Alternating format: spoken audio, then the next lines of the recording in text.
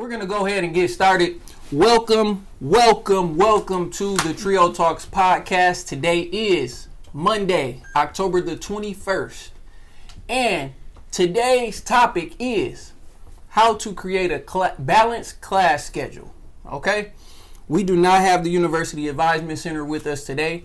I'm going to introduce the special guests today, which are not really special guests because they work right here in the Trio Student Support Services office. But we don't need the University Advisement Center today because I used to work in the University Advisement Center as well as Miss Amber Williams. I used to work as a Robinson College of Business advisor, as well as advise nursing and Andrew Young School of Policy Studies. And we also have Jasmine Camp. I'm a grad student in the school psychology program. I work here in Trio. So we know that attending classes, studying, maybe working a part-time job, and in participating in extracurricular activities, finding time for friends, family, and yourself can be hard for some of you guys. So today, we want to talk about how you can create a balanced schedule or ways that you can create a balanced schedule. So the first thing that we want to really talk about is like challenging yourself and being realistic. So when we talking about challenging ourselves and being realistic, what do we mean by that when it comes to balancing classes? Hello? Are you guys here? Like going beyond than what you need to do. So, like okay. What you want to do as well. Not putting too much on your plate when you know you have other things to do, like say being with family or, like you said, extracurricular activities. Anybody else? Do y'all want to feed on that? I agree with them. Definitely being realistic about, what your semester is going to look like. Not just with classes, but with your personal demands. A lot of you all, work. Some of you even work full time, and then you're taking like 12 to 15 credit hours. So being realistic about what your course load should be, how you should like budget your time in terms of like the days of the week you're going to go to class and the days that you're going to work. Definitely being realistic is very important. I would also say don't overestimate overestimate the amount of free time that you may need for like homework. Mm-hmm. So don't max your schedule out and think, oh, I got 2 hours this day and 3 hours this day, I can get everything done. I would overshoot. Give yourself a good 12, 15 hours a week to make sure you can get everything done. Don't max it out so that you only have a little bit of time every day. Right. So, moving on to the next one. I don't want to bore y'all. So, how many understand the GSU catalog? Do you even know what the GSU catalog is? So, let me ask you a question. Since you shook your head, what year did you come in? What year did you start? 2019. So, what catalog do you fall up under? 2019 what? 2020. So, it's always the year that you started college or enter. Even if you transfer from another institution, that's the year that it starts. Another thing that could actually fall up under is what? If I change my major. Mm-hmm. So if I change my major right now, what catalog do I fall up under? This year's 1920. Okay? Unless I appealed it, unless I'm going back to an old catalog, I will have to appeal to be put up under that catalog. Okay? So always remember that. The next thing is the academic evaluation. How many of you know how to access your academic evaluation? You don't? You don't? You do? Well, I've printed off a sheet up here to show you how to access that academic evaluation, okay? So you can take that. What I am going to do is I'm going to go to an academic evaluation, if it lets me get to it. So I guess I'll just go to mine. Can I say something while you're Go ahead. While he's looking for that, going back to like the catalog year, it's very important that you pay attention to that and you know what catalog year you fall under when you came in, because just in case you change your major, or if there are new policies, I see all the time with the business college, they would change like policies for like CIS majors, finance and stuff like that, and a lot of times students would be concerned with whether or not, you know, the new changes affected them. But if you look at the catalog year you came in, as long as you came in prior to those changes, you're automatically grandfathered in. Of course, you would always consult with your academic advisor just to make sure, but just that catalog year date is so important because policies and stuff like that can affect you based on that date. Yeah, I would just say check, especially if you change majors, because the classes you need change by department. And it's always good to look at it prior to signing up for classes, just so you can get a look at what you may still want to take, what's available, what you still need. All right, so I have pulled up my academic evaluation. Not sure if you know how to get there. You can go through your PAWS account and go to Student Records tab. And when you go to Student Records tab, it is View My Academic Evaluation. One thing that I want to note is that you must have your pop-up blocker turned off, or you will not be able to access it. A lot of students don't know that, but it's actually on that paper to have your pop-up blocker turned off. Okay? The great things that this does is, what if you were thinking about changing the major? You can look on here. What if you wanted to do what? GPA calculations. You can do it on here. Do you know where to go to do GPA calculations? You click that right here. And you can go for the term, and it lists all the classes. You can even type this up in here. If you had a class, whatever it is, Econ 2105, put the 3 credits next to it, and then hit calculate. And it's going to tell you what it did. Also, you can get advice. What if I wanted to get a 3.8? It may tell me that this goal is unrealistic. That's basically what that means. This goal is unrealistic. You're not getting the 3.8 based off the number of classes or courses that you have left to complete. Okay? What else? What if? Right here. You click what if. What if I'm thinking about changing to psychology? Like I said, go down here. So if I was changing, I would go to the catalog year. I would go to 1920, and I would change based off whatever my major is. Don't let this confuse you, because it's nothing to get confused off. You may not know what this code means, but click it anyway. It'll tell you right here what that actual code is, English. I always recommend that you go and meet with your academic advisor. Despite that you may be going off of this, things change. You know, things definitely change. The one thing that I'm doing when I'm actually registering, or I'm working with a student and I'm telling the student to register, as you are registering for classes, make sure that you pay attention to this down here. This is very important. Courses not used for the program. If you want to graduate on time, you need to make sure that all these courses are applying to what? My academic evaluation. Not sure what happened, but we back in there. So those are some things to pay attention to in my eyes. You got anything you want to add? I agree with Roy on that. I will say I saw a lot of students like struggle with the fact that they had credits that they took at other institutions, but sometimes when you transfer in, the credits aren't articulated the same as they would be here on our side.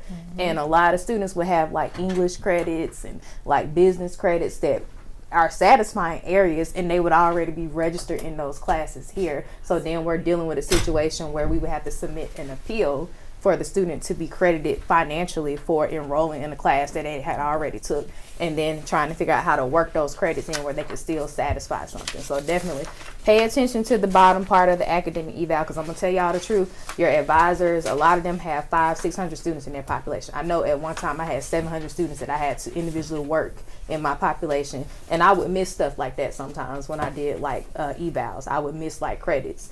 So definitely, be vigilant on your own and pay attention to what's at the bottom, and make sure that you say something to your advisor. Okay. How many met with their academic advisors this year so far? Okay, that's a good number. So you have your schedule for the next term, right? Have you been building your schedule for the next term? No. You haven't? Okay. You want to ask something? Yeah, I would say keep your own like printout or save a record of the classes you're taking after each semester so that you can track like what you need for your degree and what you need to graduate overall. I had an experience in undergrad where our advisor missed some of my credits and said I wasn't allowed to graduate, but I was. So check your own records. Like Amber was saying, there are a lot of students. Sometimes advisors miss stuff. Make sure you have an account of everything you've taken, and you can say, look, I already took this class. I got this grade. I'm qualified, so that you have some evidence to take to them. Quick trick question. Well, not trick question, but question. How many withdrawals do you get? 6. Good. How many repeat to replace do you get? Wrong answer. 12 credits? Well, correct. Correct. So that is what? How many? 4. 4. So you get 4 repeat to replace. Okay, you want to, another question. You want to go to GGC to take a class. What do I need to do? Over the summer, you want to go to GGC, Georgia Gwinnett, to take a class. What do I need to do? You need to fill out a transfer form. Transient. With who? Your academic advisor. Your academic advisor. What else? What if I want to get financial aid over there? What do I need to fill out? FAFSA. But what's the form called? Okay. Go ahead, Ms. Williams. Consortium agreement. Yeah, Make sure you do that early. Yep, do that early. So I just put you up on game on 3 things that you could add. You need to go fill out the transient form, and don't let me forget. I'm gonna tell you one more thing with that. You need to look up the class that you want to take over there and make sure that it transfers back to where? To Georgia State. All right, to Georgia State. So look, you can easily go and type in transfer equivalency chart.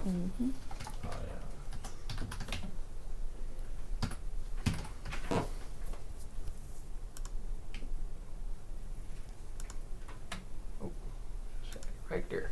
So transfer equivalency, I'm just going to go through these real quick. You can click this here, and you click wherever the school. So obviously it probably would be Georgia. Click the state.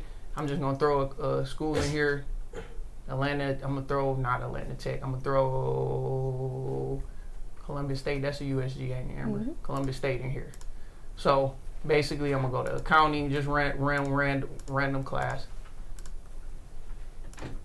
And based off this, Columbus State over here, and you have Georgia State over here. So if this comes back like that, that means that class will transfer back into Georgia State. Now, it's things that you want to look at. If it doesn't say general credit, that's what that class will count as, general credit. But I just wanted you guys to know that specifically. You know, look up the class, transfer our equivalency chart, then go meet with your advisor, transient form, and then if you need aid, you need to fill out the consortium agreement. I have 3 things to add to what he was saying. Back to the withdrawals, you get 2 total withdrawals. Everybody know what 2 total withdrawals are? That's when you withdraw from everything that semester. You get 2 of those. So if you withdraw from all your classes, you get 2 total withdrawals. That's it.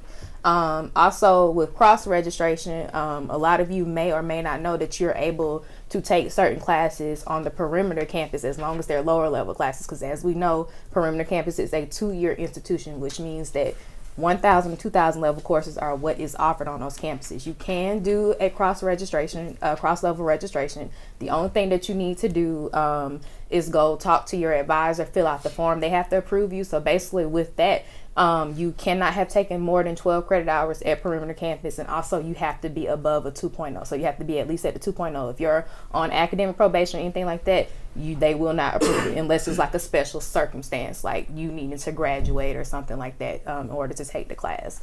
But that is something that you would speak with your advisor about.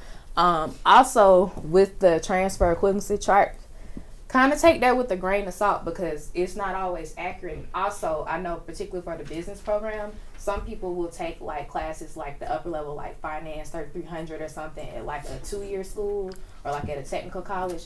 Make sure they'll transfer, because I know with business, they will not take any upper level classes from a technical school. It has to be from a 4-year university. So make sure that your program requirements will allow you to transfer anything from a technical school if it is a upper level class. Okay? Cool. the next thing that I want to hit on off of our outline is the core curriculum. Please do not run from the core curriculum. Like, I look at students' academic evaluation. Yes, this is mine's up here, so it may look incomplete, but I do have 2 degrees. Thank you. Okay. But please don't run from the core curriculum. A lot of students wait till the last minute to do like math or the science. And those are classes that sometimes students don't like, you know. So what I'm telling you is finish it. You know, if you want to go cross level and take it at Perimeter College, you can do that. But you need to do that in the summer. A lot of times they don't want you to do it in the fall, in the spring terms, because they got to put a whole nother code on and things like that. So just make sure that you do it in the summer. You follow up with your academic advisor. Try Okay. to take those classes in like your first 2 years, really, because once you get into your major, that's when you can focus more on the classes you may actually want to take, the ones you actually like, and it feels bad to have to balance those with classes you really don't like. So knock those out in your first 2 years, and it'll help you balance your schedule later.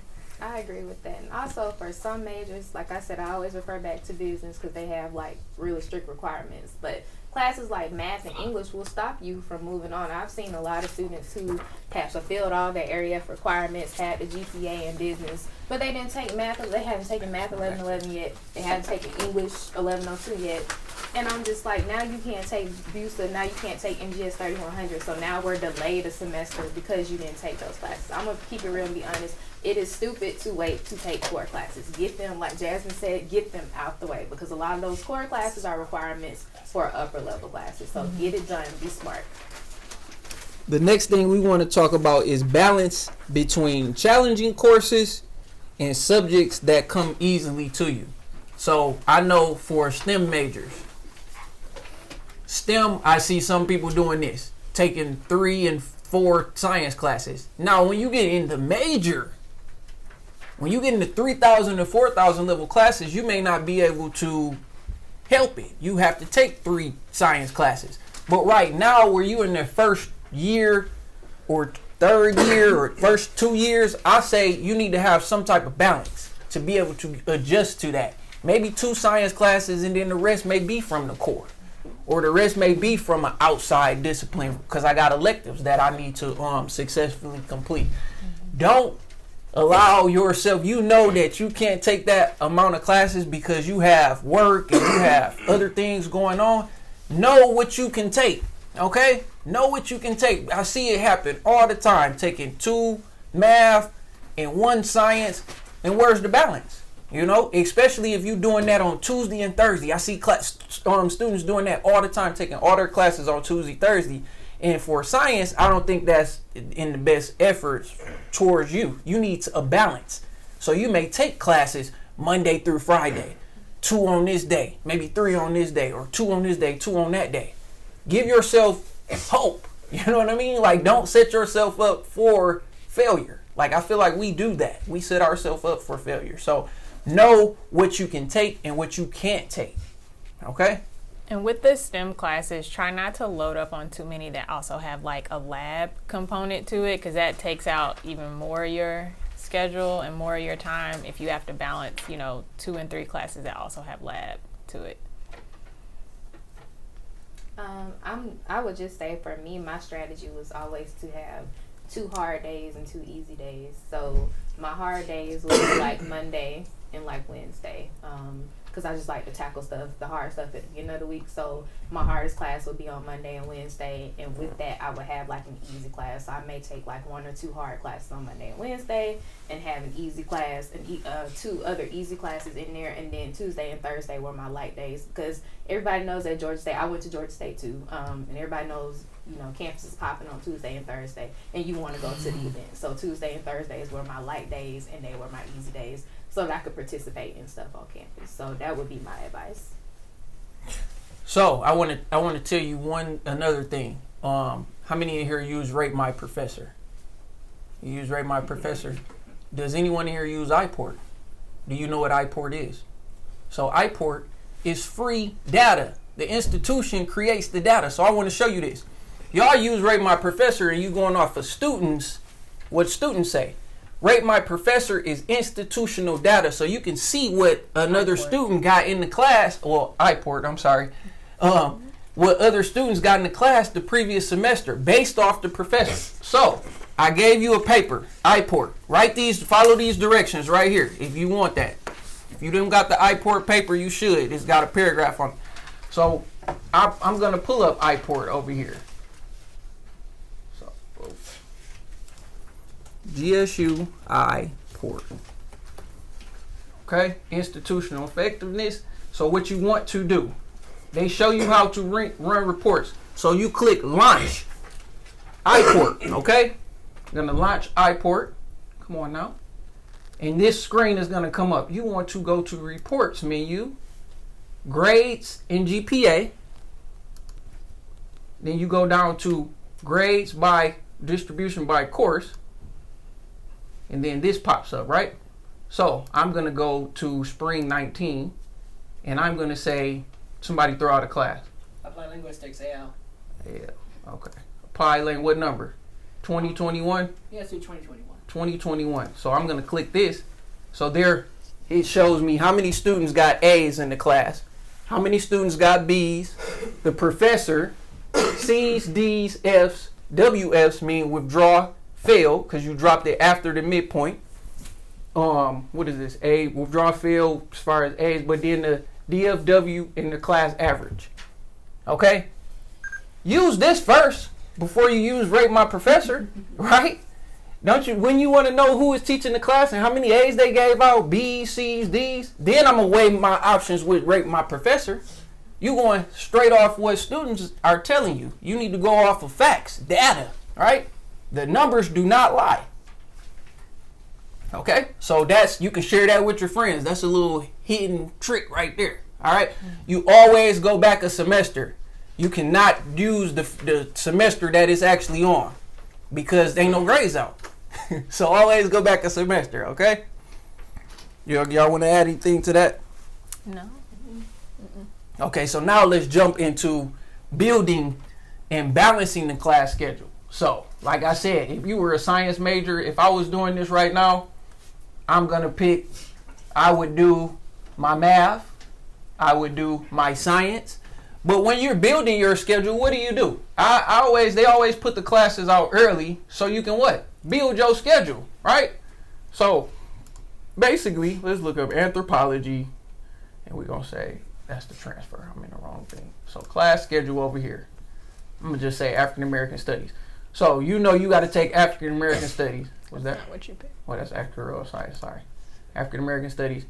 Always make sure you click in bachelor's because you're not on the 2-year side. A lot of students think that you might see Art 1301. Art 1301 from Area C is not offered on this campus. It's only offered on the PC side, okay? So you want to pay attention to things like that. Hit class search and pick up class based off what it fits for you. So now what would you do right now in this term? If you was taking African American Studies, African American History, and you like that first class, what I do is I gave everybody one of these sheets right here. Okay? So you have this. You should have went and met with your academic advisor already, right? What I'm telling you is it's finna be crowded over there because in the next week on the 28th, which registration opens on October the 28th. You might want to write that time down or that date down. October the 28th, registration opens, so check your pause account. If you've met with your academic advisor already, it gave you the list of classes. So now what do? I go look up the spring classes. I write the CRN number down first, which is the 5-digit code, right? Then I write down the class and the time that I'm actually taking this on. And then I go on to the next class. In the next class, in the next class. And then when it's my turn to register, what do I go and do? I take that 5-digit code, that CRN number, and its boxes, which is probably it's not gonna let me do it, but it's boxes that come up when you go to the registration tab. It's like 9 boxes that's at the bottom. You enter that 5-digit code in there. So go and plan this out. You have this. If you need any help with building a schedule, I'll help you build the schedule. The only thing that I'm going to recommend that you do is that you email or go see your advisor to make sure that that schedule is what is counting towards your degree. Most degree programs here on this campus are what? 120 credit hours, okay? You need to meet with your academic advisor at least 2 times throughout the semester. I say 2. I even recommend 4. Just to make sure that you're taking the correct classes and you want to graduate in the time frame that you're supposed to graduate in. I'll say I met with my advisor my sophomore year, and we planned out like all the classes I needed to take for my major for the next 2 years. And by my last semester, I only had to take 1 class, and I was chilling. So, yeah, it was helpful to sit down with somebody and like plan that out. And it's less stress on you to figure it out every semester when you can sit down and have that plan. I agree with Jasmine. I can attest personally, and Roy can too, working in the UAC, we were required to do major maps for students and upload it to SSC so that it would be in the system. So when you guys came in, as long as you guys didn't deviate from the last session that we had, we were able to print it out and be like, here's your map. And I recommend doing that. Of course, things might change. You might withdraw from classes. You might decide to take a semester off, whatever. But you do want to have a roadmap. And also, I would tell, some of my students, like, look at that academic eval, and when registration opens up, just in case you can't meet with me, during registration, go ahead and register for the classes and email me or come visit me when things die down, because you still have some time, before the start of the semester to kind of make adjustments to your schedule. But if you're not sure, but you see on the academic eval that you need the class and you can register for it, go ahead and register so you can secure that spot, and then come meet with me after things die down if you can't get in when it's busy. Because honestly, when it's open advisement, you're going to see whoever's available. And a lot of times, like, that's how I learned how to advise nursing and Andrew Young, because I was seeing students outside of my assigned majors. So you're going to see whoever's available. So you may not get, the right clarity that you need. So just go ahead and register and follow up, make an appointment with your advisor after open advisement so that you can be like, hey, this is what I registered for. Does this line up? Is this a balanced schedule? Do I need to add anything, withdraw or drop anything and add something else? So you'll have that clarity. So I definitely advise that you guys do that. Also, we are going into spring 2020, which is what? What's in spring 2020? Spring break. What else? It gets warm. I know this is where I fell off the most in college, is when it got warm, I don't want to go to class, so I was looking at things like, okay, this is when it came to balance. I knew that I wasn't taking difficult courses in the spring because it was going to get warm and I'm not going to class when it get warm, okay? So what I'm telling you is, some of you, it may be different for some of you. Some of you may not be able to help it as far as what you take. But what I'm saying is, think about all the distractions. Think about all of those things when you're going into the spring. You know what I mean? The summer, you can use the summer, to get ahead. So if you know you ain't ready for 15 credit hours in the spring, do not load yourself up with 15 credit hours. Just say, I'm going to take 12. And I'm going to use the summer session, the first summer session, the May session, to get that to make sure that that's 15, so I stay on track for graduation. Right.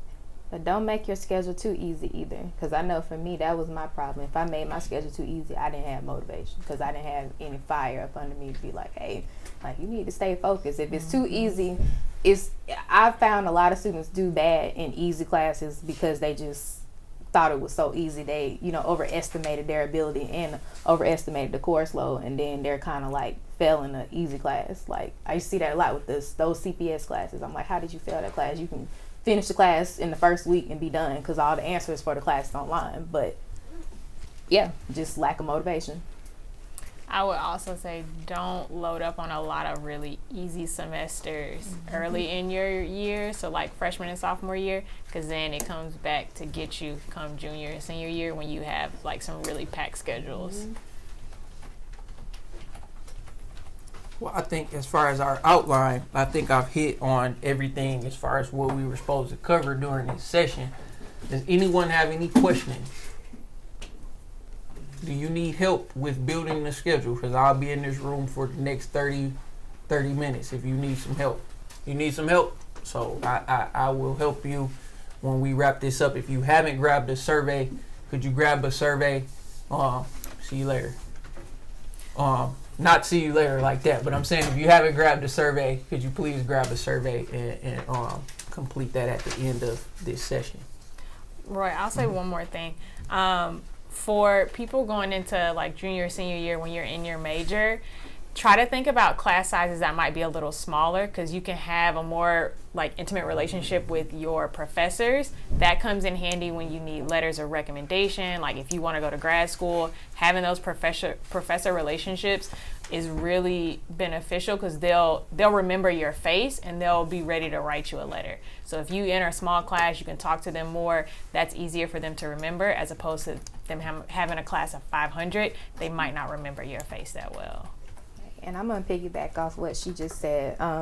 Particular to all my business students, if anybody's in here that's business, because I have a special place in my heart for you guys, do not be afraid to go to Perimeter. Remember what I said about cross-registration. Like I saw a lot of business students, as well as other students in other majors who had area F requirements that were a little difficult, struggle to actually be able to move up and be able to take upper level classes in their major because the classes were here. I know particularly with accounting, I hate the way Georgia State teaches accounting. They put 200 students in one room with one professor. There's not like a lot of instructional time. Students are struggling, and accounting is one of those classes where you really have to have individualized instruction to be able to get it and master it. So consider taking those classes at Perimeter. You get 12 credit hours worth of cross registration. So take advantage of it if you find that meeting those requirements here at the Atlanta campus isn't working for you. And that's all I have to say. Anybody? You sure? You guys sure? Can we cross-register at Atlanta Metro? Is that possible? You can't cross Transient. register, but you can do transient. You can't do transient. And there, I can say, particularly with business and like some of the nursing requirements, their area F does transfer back here. Mm-hmm. Anything else? You cannot transfer. Well, you can transfer, but do not take any 3,000 level courses at another school if GSU is your home institution. Why? Why don't you want to do that? Upper division credits don't transfer very well. You said what? Upper division credits don't transfer very well. I can attest to this. Correct. But at Georgia State, on your academic evaluation, it states that your 39-hour residency right here. It says this: to meet the 39-hour academic residency, you need to take those 3,000, 4,000 level classes where? Here. Why would I let you go to Georgia Tech, take 3,000, 4,000 level classes, and then transfer them back over here? Why would I do that? I'm not making no money, right? That's one reason why they don't want you doing that. But then at the same time, how can we award you a degree that you took classes on a different institution's campus? We'll let you do up to 9 credits, maybe of 3,000 level, and then after that, you still have to take those classes. What if they accepted them from Georgia Tech? To hit the 39-hour residency, you still got to make up those 9 credits here on the college campus. Right. Dude, does that make sense? He's telling the truth, because I used to see that a lot of students, business students, would want to come down here from Georgia Gwinnett College. They fulfilled all the business requirements, all the upper levels, and they get down here like, hey, I did that GGC, but I still want that RCB name. So then they get down here, and I'm like, yeah, so we got to add a major because you're not meeting residency, so they got to take 5 more classes. So, yeah, don't do that. Just don't do He it. was finna ask a question. question. Oh, I know this stuff. So if you don't trust me, you can go over to the advisement center and then you can come back and say, man, you know what you was talking about, man. I love advisement, business. I will say, y'all, if you need business advisement, come see me, because everybody on business, with the exception of 2 people, are green. New. That's So, what she did. Okay. And I advised that major for 2 years, and I have connections over in the actual upper level college. So if you need help, come see us. That's what we're here for. And we thank you guys for your time. What I'm going to say is that you can find the full version of this podcast on SoundCloud. We send out the links to all the students that's in Trio, and I'll try to send out the links because it looked like we have some new faces that attended this. Must have saw the flyer on campus. We thank you for attending today's workshop, how to create a balanced schedule. See you guys later. Thank you guys. Have a good one.